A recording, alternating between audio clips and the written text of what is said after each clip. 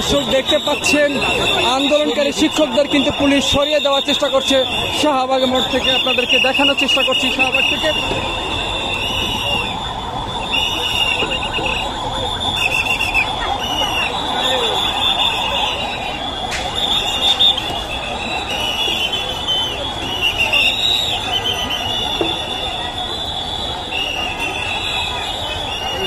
মাসে করে এত বিষয়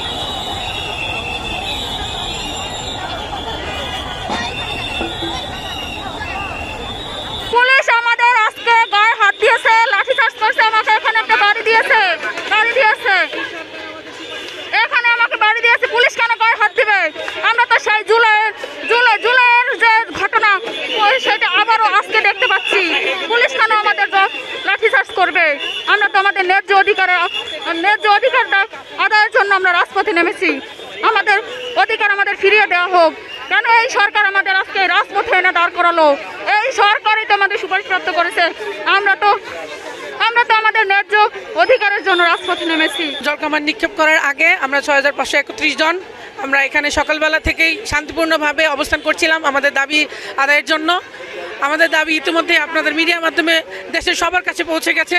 আমরা 6531 জন বঞ্চিত, লাঞ্ছিত, আমাদেরকে যোগদানপত্র দিয়েছে, আমাদের মেডিকেল টেস্ট, ডুপ টেস্ট নিয়েছে, তার জন্য আমরা অর্থ ব্যয় করেছি। সেই অর্থের কোনো কিছু বলা হয়নি। সেই অর্থ কী হবে? আমাদেরকে আশ্বাস দিয়েছিল ডক্টর বিধানচন্দ্র রায় পোদ্দার।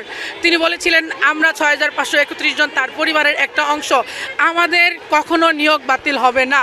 সেই আশায় আমরা শান্তিপূর্ণভাবে ঘরে বসেছিলাম, আমরা বের হইনি। আমাদের এই পেশাটা তো শিক্ষিকা, আমরা তো মহান পেশায় এসেছি, আমরা তো সন্ত্রাসী না।